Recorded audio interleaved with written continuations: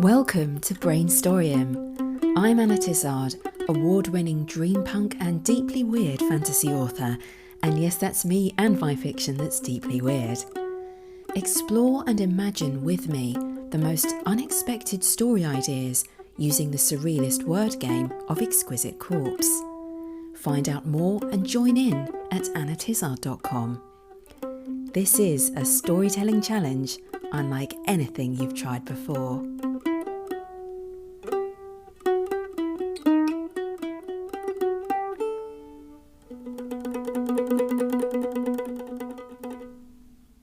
Hello, imaginative people. I'm Anna Tizard, and this is episode 75 of Brainstoryum. And yes, I am slightly nasal today because I have been suffering from the most horrendous head cold that's just gone on and on. And I've left recording this to the absolute direst last minute. But my voice can go deeper than ever. Anyway, hopefully this is not too much of a distraction for you, the nasal quality to my voice. But yes, let's get on with the show. I hope you're well and not suffering from the lurgies as I have been. Now, I'm ready to learn more about writing suspenseful creature fiction. Are you? You can, of course, just listen for fun and entertainment. You do not need to be a writer to enjoy the craziness and imagination yoga of this show. But before we get into all of that, last time I promised to share with you some juicy theories that I found in the wilds of the World Wide Web on why confronting monsters in fiction is a more pertinent theme than ever. Because, of course, fantasy isn't just escape, it provides us with experiences that we want to have within the safe haven of our imagination. And that can be cathartic for us when it comes to other things that are troubling us in reality sometimes. Now, in this article I came across, in fact, it was a podcast. I was just reading the transcription underneath it. It was on a website called authormedia.com on how to write stories readers will love by knowing the Zeitgeist. Zeitgeist being the defining mood, belief system and ideas generally swirling around at a particular time in history. The theory this article alludes to is a very old one called the saeculum. In fact, the Romans wrote about it, apparently, and anthropologists ever since. It's broader than a theory on fiction, but this guy who's writing it, Thomas Umstad, says that it's got wider implications that reach into every part of life, including people's choice of fiction or movies or books they want to read. Now, it's the idea that society in the West goes through a historical cycle of 4 stages. I don't know why it's just the West, but maybe that was just the original theory or something cultural perhaps, I don't know. But the main stages that it describes are strong men create good times. Actually, I'll adapt this to be more inclusive. It was weird how it just kept going on just about men. Strong people create good times is stage 1. Then good times create weak people, because people are getting lazy when they're enjoying the good times. Then weak people create hard times, followed by hard times create strong people. So you end up going back to the beginning again, to stage 1. So you get the general idea that hardship makes people gather themselves together with a sense of cause and purpose for the greater good. And eventually this comes to fruition. Then the people who are perhaps born into those good times won't have that same fighting spirit for the greater good because they don't need to. And then presumably individualism and selfishness will gradually sort of become more and more of a thing, and then eventually help to cause bad times to come around again, or at least leave the door open for that.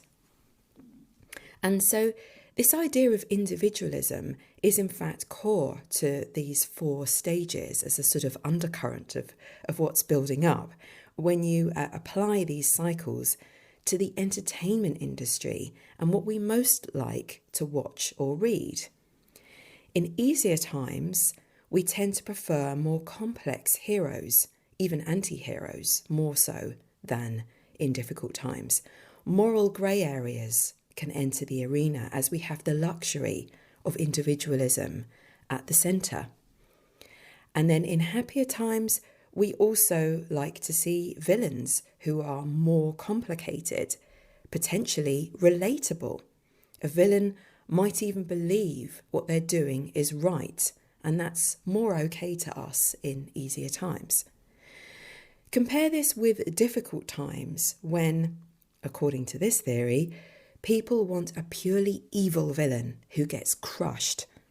And this is also when we want a self-sacrificing hero who, while still flawed because they've got to be relatable, they set aside their personal needs for the greater good. So while we're in troubled mode or survival mode in real life, it's that bit more satisfying to see things put right by force and by virtue. Each cycle is said to last about 20 years, although it's not necessarily that well defined or that accurate. In the article, Thomas Umstad references wars and things and then times of relative peace within these 20-year brackets. So when you read it, it does seem to fit quite neatly, and it feels quite impressive how it comes together.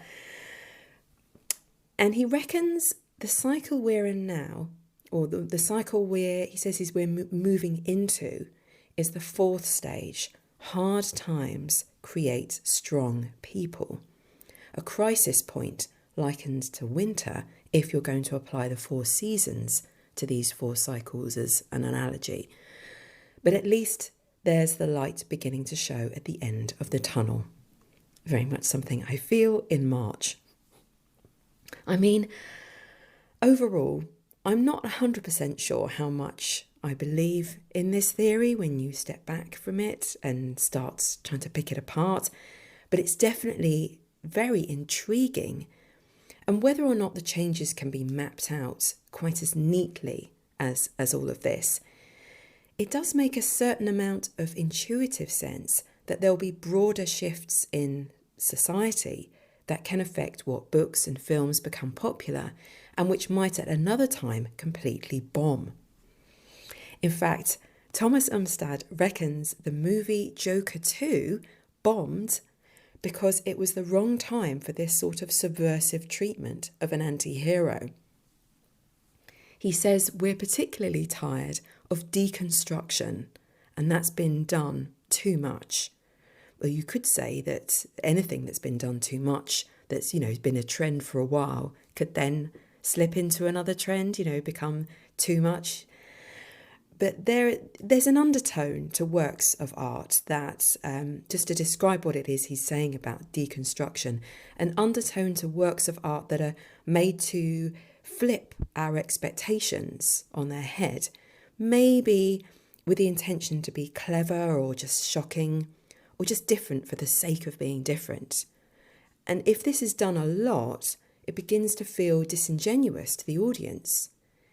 And the message is, don't just criticise and subvert an accepted trope just to be clever. More than ever, particularly at this time in this zeitgeist, people want to see something that's made from the genuine perspective of, I want to tell this story like this. This is how it feels it should be told to me. This feels emotionally or psychologically real to me. Umstad says, no one wants to hear about how the problems are unsolvable and you should only look out for yourself. People want to see the problems and see a hero who rises to the occasion to solve those problems. He also says, in this cultural moment, we don't know what the cause is, but we need the cause. And fighting monsters, or confronting monsters, when I think about it in terms of these Zeitgeist cycles, it does feel relevant to hard times. It doesn't mean that I'm going to write a ream of stories that are really straightforward, bloke in armour kills dragon. But this Zeitgeist theory has definitely got me thinking about how I want to approach these stories in my new collection on weird creatures as I build it. I mean, there are timeless themes in creature fiction, in all fiction, you may say. The unknown is always scary, and we are always trying to solve the puzzle that is life, in real life. If we have a greater desire than ever to confront or call out what is evil or what is inhumane in ourselves, in the world, well, creature fiction can explore and satisfy some of that urge, even if it's in a sort of imaginative, vicarious way. If you'd like to find the original article and have a read, just Google authormedia.com plus Zeitgeist and it will come up at the top of your search results.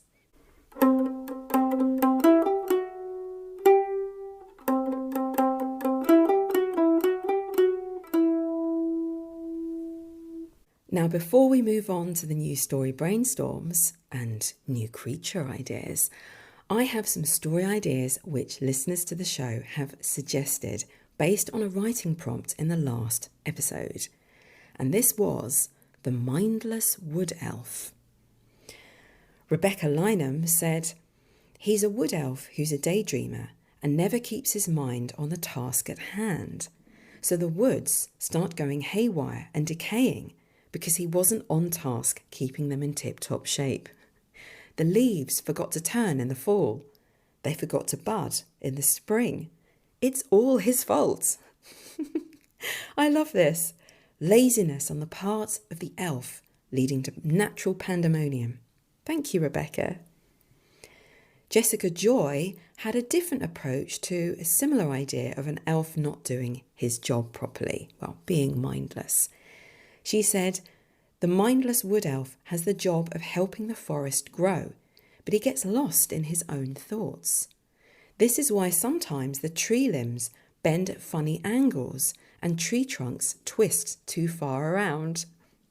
So with this idea, we already have evidence that something's not quite right in the forest. For who hasn't seen a twisted tree before? Thank you, Jessica. Very good point. Nick Vrekar said, "Erasmus had a favourite stick, a fallen branch that was just the right size, just the right shape, just the right durability for a walking stick, and an outsider deterrent in one. He had put it down somewhere in this forest next to a tree. At least, he was sure it was this forest." Oh dear, I can see this scenario leading us down many twisted paths, all because of a memory lapse. What happens to our hapless wood elf? Thank you, Nick, for your idea. And finally, Jan Miklazovic said, "It's a common tautology, or a phrase that's almost too obvious to bother saying, as wood elves are notoriously mindless. It's like saying a yellow banana or a hot ember.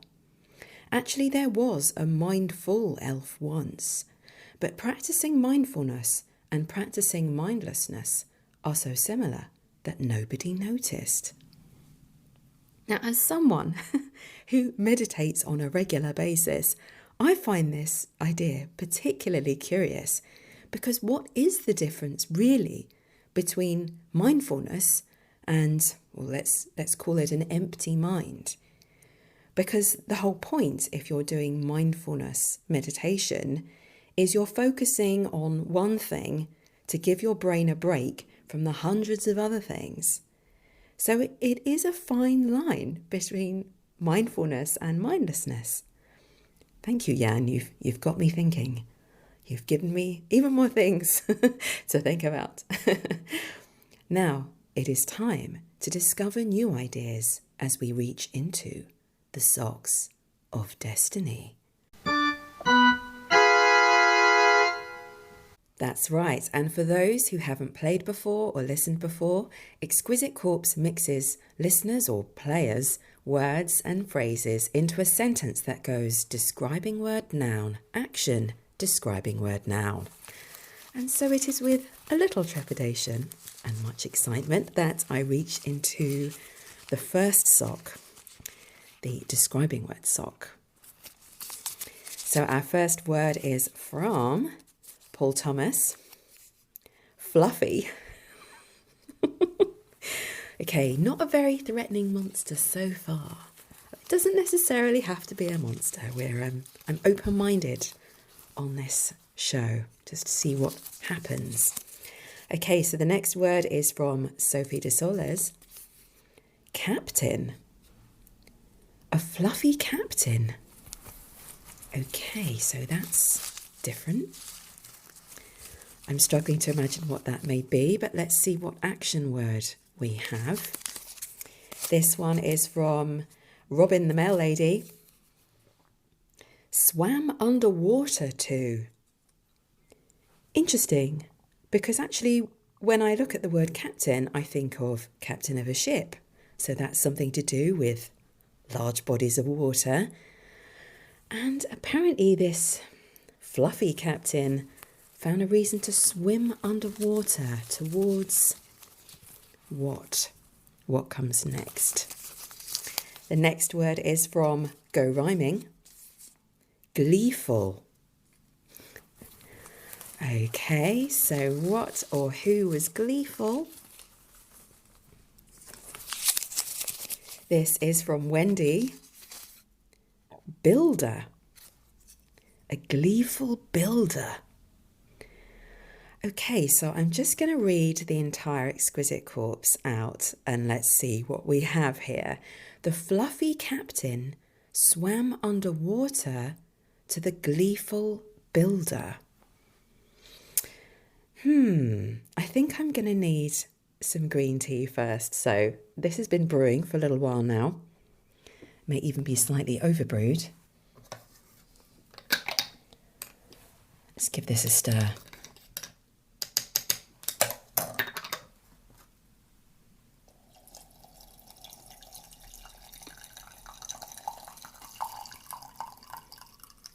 Okay.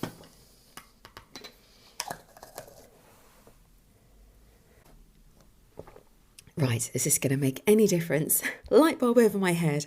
Actually, I meant to say Judah Mahay, who is a regular listener to the show and a fellow fantasy author, he sent me a message saying he really enjoys the tea breaks I have and perhaps I should share a bit more about the teas that I drink. So, yes, I love green tea. In particular, I like Japanese sencha. It's a very mild flavour. It's the one I enjoy the most. But this time I've also added a little pinch of white tea, silver tips, which I forgot that I had in the cupboard.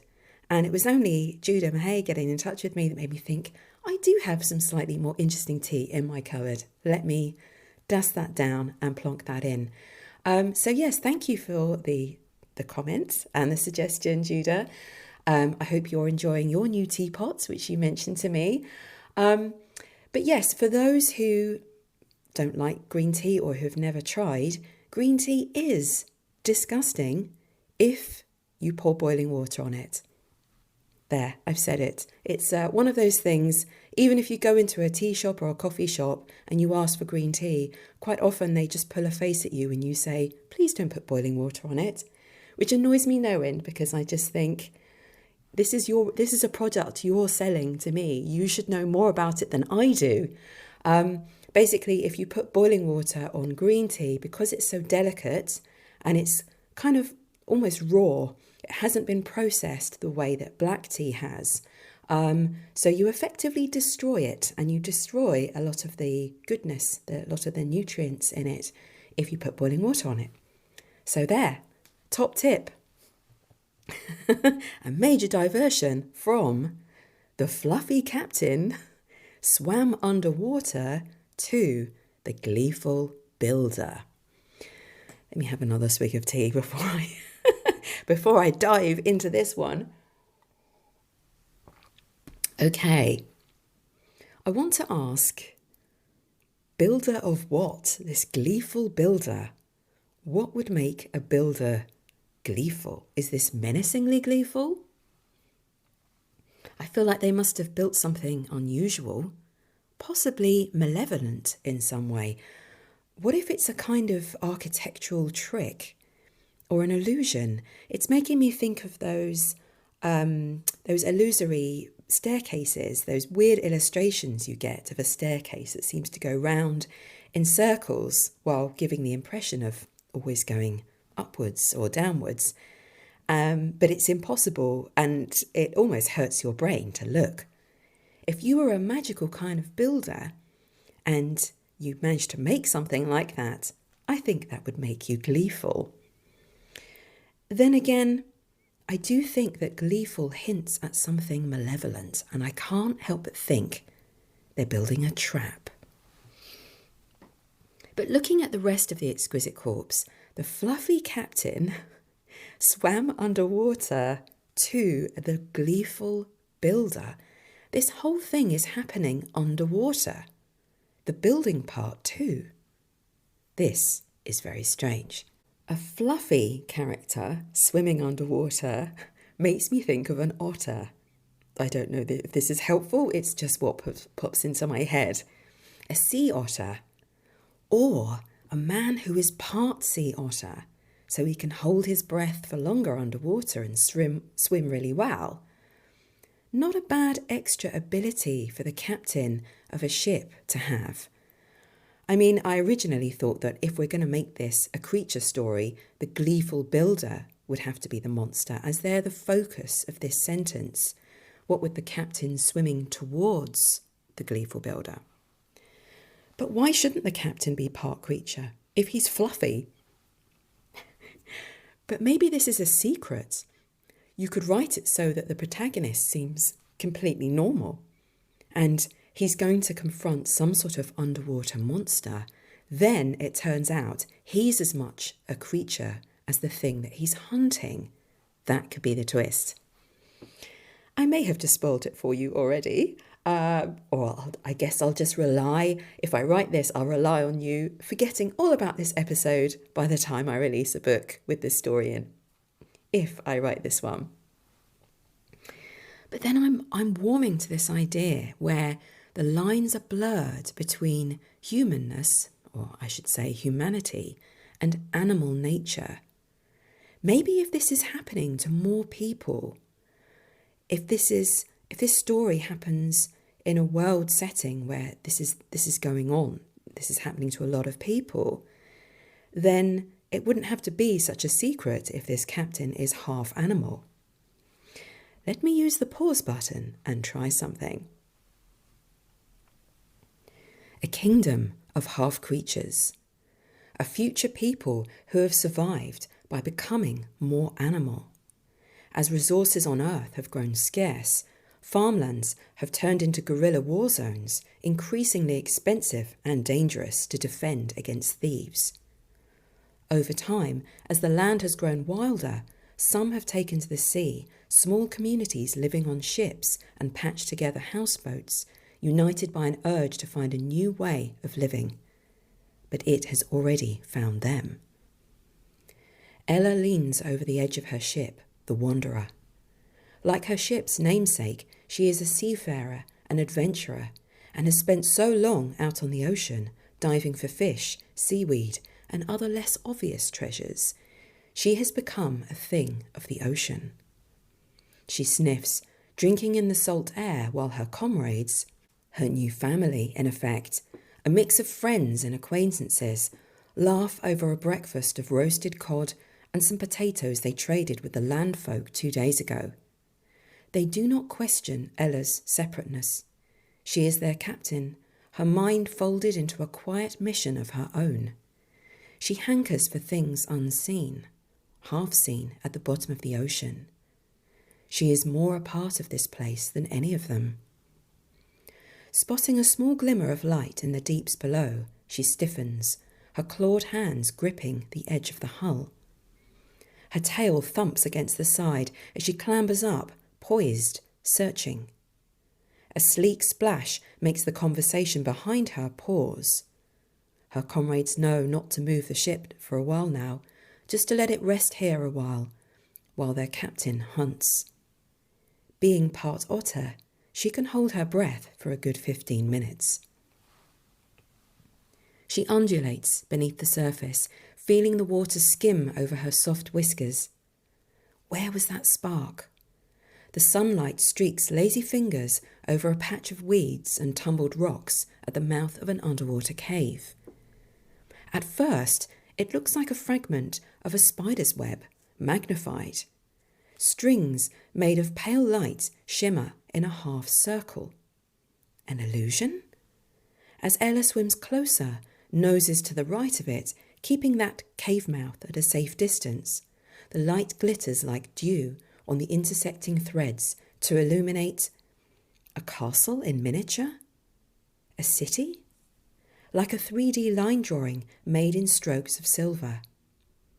Ella turns about with a flick of her tail to view it from all angles, concentrating hard on holding her breath, for there is a breathlessness inside her head.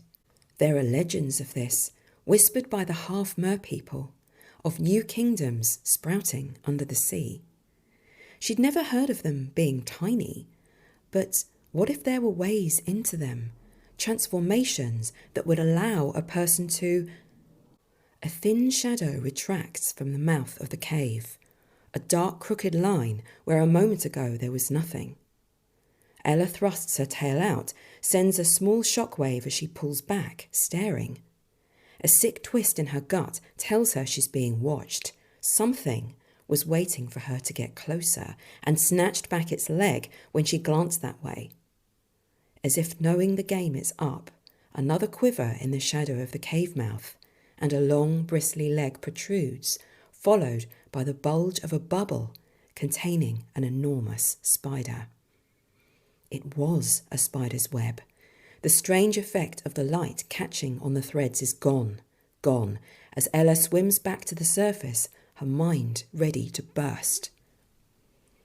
And that may be why the fluffy captain swam underwater to the gleeful builder.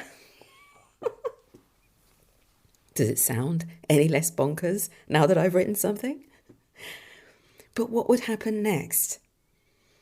So, despite my own moderate to not so moderate arachnophobia, or perhaps because of it, since we're looking for monsters here, I looked up underwater spiders while I was on pause, because I had a feeling there was such a thing. And yes, there is such a thing as the diving bell spider that traps air bubbles in its hair and creates an air supply so it can sit underwater inside its own self-made bubble. It does, in fact, spin webs underwater, although this is generally in shallow water, like in streams. Nature is so weird sometimes. It's worth scouting for creatures that already exist and then tweaking them where it serves your purpose to turn them into a kind of monster. Okay, I think it's time for another Exquisite Corpse. Okay, so our first word, if I can get it off my finger, is from Sean, also known as Blue Wizard Facts. Thundering. Now that is a good describing word. I wonder what or who could be thundering and how. Next word is from Anonymous. Beet, as in beetroot. Oh, but if it had been BEAT, then you would, that would maybe work like a thundering beat in a song. We would have a drum kit on our hands, but instead we have a thundering beetroot.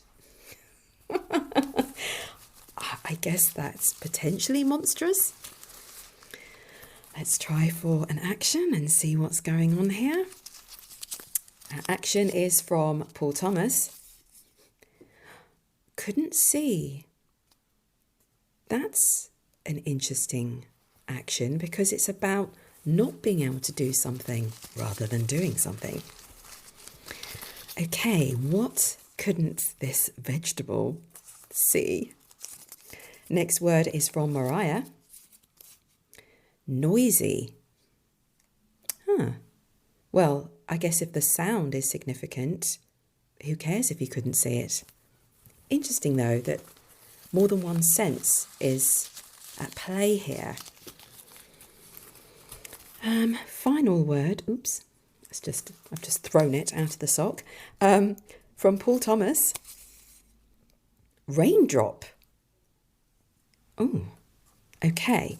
So the entire Exquisite Corpse is the thundering beet, as in beetroot, couldn't see the noisy raindrop. Well, this is odd. Very odd indeed. A vegetable thundering. And there's sound on either side of the Exquisite Corpse. A noisy raindrop and a thundering beetroot. And we're told that this beet can't see a raindrop. But how could a vegetable see anything? And if the raindrop is noisy, its sound would seem to be the most significant thing anyway. If this beetroot is sentient somehow, its senses or abilities are clearly to do with noise as it's thundering. Are we really talking about monstrous vegetables? A vegetable patch in an allotment? At dead of night, there is nothing to see but the flash of the white chest of a fox plodding past, but a storm is coming.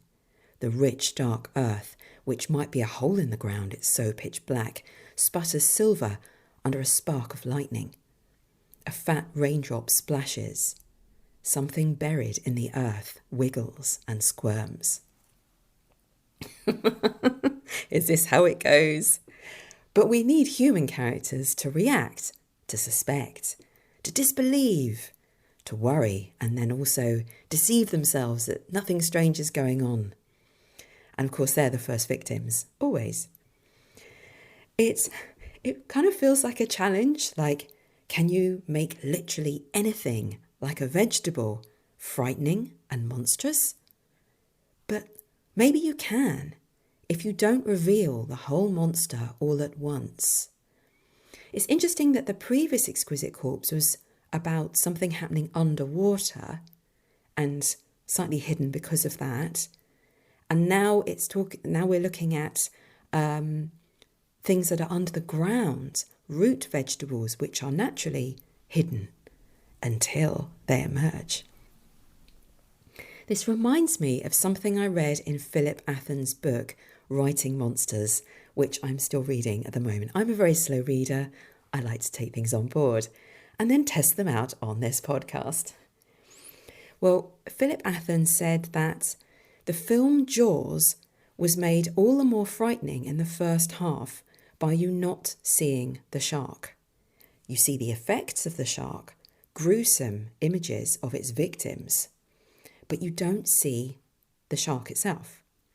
Then, once the shark is identified properly as the culprit and we actually get to see it, the whole movie's tone changes into a sort of adventure movie where the characters go out to hunt it.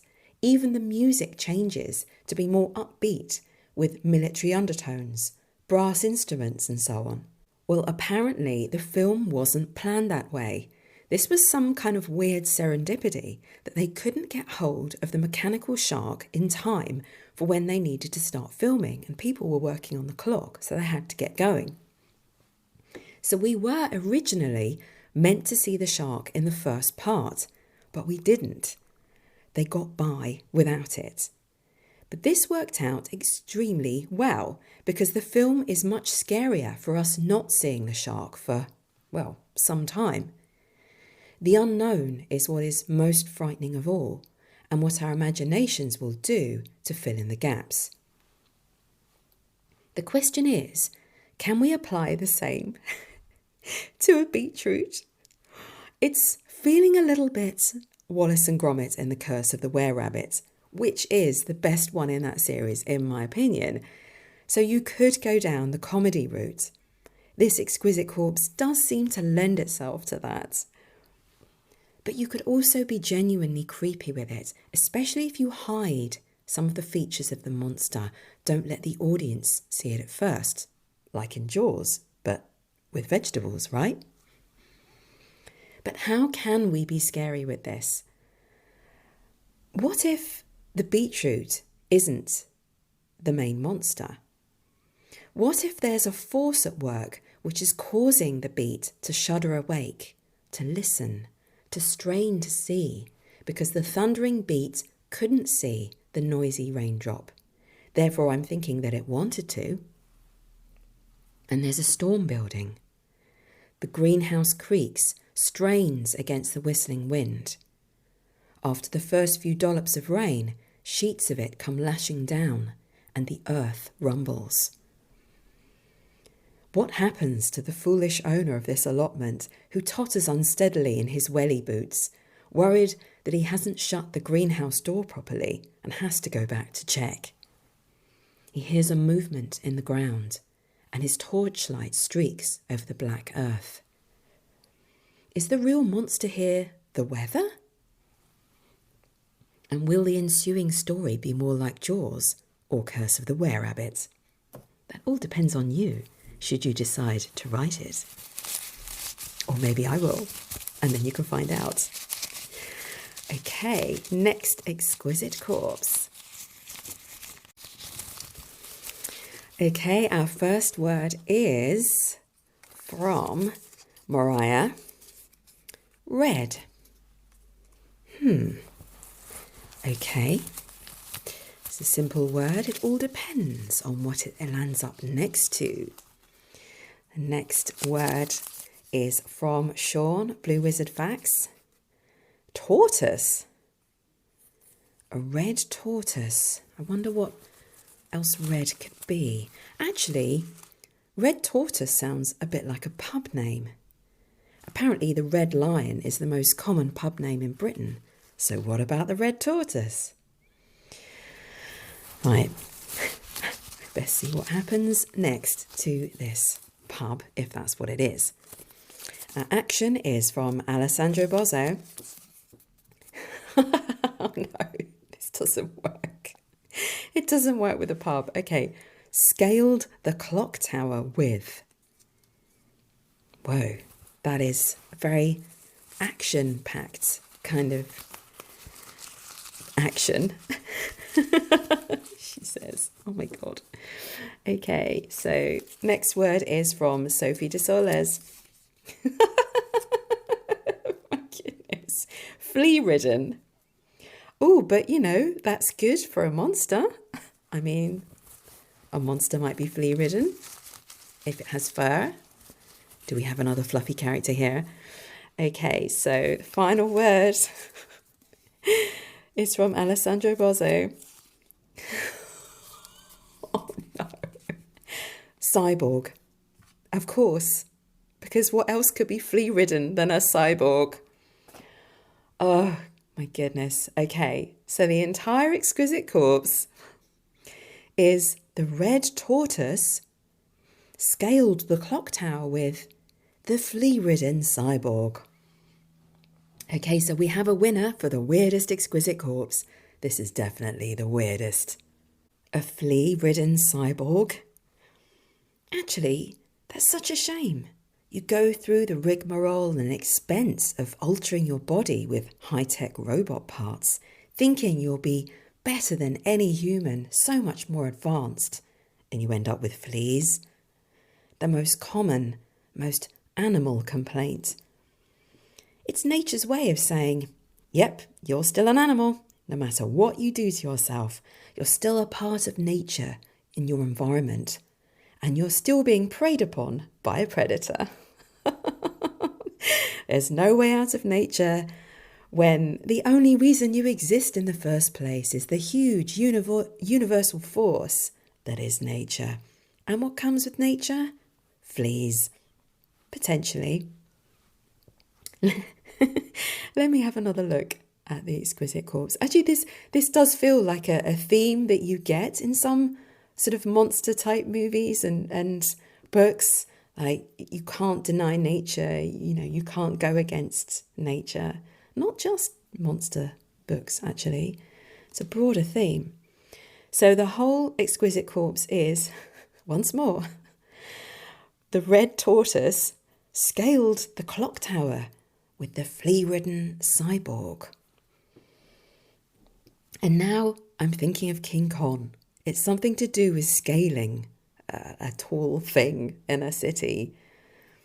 But maybe it's this, combined with the cyborg, that's making me think the red tortoise has to be some kind of superhero character. Maybe they're both attempts at superhero characters to varying degrees of success. The cyborg has more money. He's from a rich background, although his experiments on himself to enhance his human body have had some hiccups. I'm not sure how he ended up with fleas. Maybe that alone is the subject for a story. But here he is, scaling a clock tower in some kind of climactic action scene with his enemy? Or his annoying friend, who calls herself the Red Tortoise. Now, why would you do that? If you're creating a superhero character for yourself, if you're turning yourself maybe into a vigilante, what an odd choice. Can we make sense of this? I imagine the shell on her back is like a shield, which technically it is for tortoises. That's how they protect themselves from predators. Maybe our character has discovered a special fabric that, on impact, hardens and turns into a protective shell while remaining lightweight. That could be the basis for her slightly bizarre choice of superhero name. The Red Tortoise. Red would be a bit of a silly colour to wear if you're worried about being seen or caught by your enemies. Although now I think of it, Marvel characters are full of bright colours. And wearing your pants on the outside? What's that all about? I mean underpants, by the way. I'm British. That's what pants mean to me. Maybe the red bit of the Red Tortoise is something to work out. Or her real name is Scarlet. Well, I looked up tortoises and they are the longest living land animals on the planet. I did not know that. They've also been around for a very long time as a species, 230 million years. I don't know why, I almost forgot they're reptiles. They seem quite different to lizards and snakes to me. Apparently, they can also survive for months without food or fresh water, thanks to their very slow metabolism. But that's just the thing, they're incredibly slow. That's why it seems such a strange choice of identity for a wannabe superhero, if that's what we're playing with here. But maybe you could use this for comedic effect in getting the two characters to clash with very different approaches to trying to be a superhero.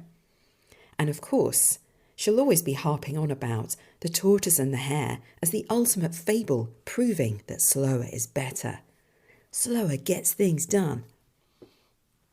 In some ways, I might agree with her. But when scaling a clock tower, what are they doing? And whose perspective am I going to write it from? Red was still several yards beneath him. Slow coach. Tortoise, more like. What a stupid name to have as a vigilante. Was she okay, though? Carl glanced down for the third time that minute. It wasn't so much the darkness that hid her from sight, it was more the confusion of street lights, neon lights glimmering down below and across the way from bars, restaurants, theatres, cars beetling their way around corners. So many lights, all fuzzed around the edges by the rain. Red's cloak whipped out in a gust of wind, and Carl caught the whites of her eyes. He chuckled to himself and kept creeping upwards, the metal tips of his boots planting firmly into the mortar between the bricks. Red always complained he kept glancing back at her, a million miles behind, but her very choice to become a hero was deeply flawed. Who ever heard of a risk-averse hero? Then again, They were both still health and safety inspectors. In fact, that's what had given them both the idea. Other people's safety was their priority, and if that meant putting themselves in the line of danger. The spire on the town clock tower was crooked, clearly a danger to pedestrians below, but the council were taking far too long about even getting the scaffolding up, so they'd taken things into their own hands. The Red Tortoise and whatever Carl was going to call himself, he still hadn't made up his mind, despite all the enhancements he'd made to his body. Whoa! Another bite from one of these pesky bugs, whatever they were, and Carl lost his grip on the brickwork. Shunting downwards, the edge of a brick crumbled and fell away beneath his scrambling fingertips. It bounced and rattled its way down. Red was almost directly behind him. "Are you okay?" he called out to her. Re-establishing his grip, grimacing against the irritation that flared on his chest where he'd been bitten, he blinked against the incessant rain. There was a pause before Red shouted back up, reassuringly close. "Yes, you flea-bitten cyborg. Pay a bit more attention to where you put your hands and feet and we might eventually get there." This is bizarre. I think I need the characters to be ordinary because I don't really do superhero stories. And I confess, the Marvel films bore me a bit. Okay, I may have confessed that once before, or maybe twice, but that's the way it is. And how can you take a flea-bitten cyborg seriously? So these two characters are health and safety inspectors. I did not see that coming. When I first started drafting this snippet of a scene, I had no idea where it was going to go. But in a way, why not? If they can't be real heroes, and if there aren't any supervillains to fight with in a real-world setting, why can't they make up their own missions based on such banal problems as health and safety? and then they get into scrapes while they're at it. I think the fundamental urge to become heroes, if you can call them that, is dialed right down here, from survival to just escaping boredom. They're bored and they want to do something extraordinary, even if it is a bit silly and dangerous. And who doesn't get bored from time to time? God, I do silly things about once a fortnight, partly to stave off boredom. Maybe there is a place in this world for a low-stakes, slightly ridiculous superhero tale, where the characters are flawed and flea-infested. But maybe that's where you could add the twist. One day, they discover an actual, real supervillain, and they realise they're going to have to step up. Now that could be interesting. That's the kind of superhero story I could see myself writing. And the cyborg's fleas? Where do they come from? Maybe something went wrong with his experiments with his mechanical enhancements. Or the fleas could have something to do with the arch enemy he and Red are about to discover and confront. Or his body starts fighting back. Now that could be the place to introduce the sense of a monster. The person who was Carl is turning into something else. So we may have just touched the very beginning of a monstrous theme with this one, but as with the beetroot that only just begins to poke its malevolent head out of the ground, it's the early stages, the emergence of the monster, which is often the most effective part. Not fully understanding everything, not fully seeing what you're up against. How a transformation may be about to happen. This is the stuff of suspenseful creature fiction. So what shall I invite you to brainstorm for next time? Do you know, I think the flea-bitten cyborg is, hands down, the craziest word combination I've heard for a while, And I really want to hear what you think of that. Tell me if you think of a story idea based upon the flea-ridden cyborg. Get in touch with me at annatizard.com, hit the contact button and share your story idea. Until next time, go forth and be inspired. I hope you enjoyed today's Brainstoryum. You can find out more about Exquisite Corpse and my series, The Book of Exquisite Corpse, at annatizard.com.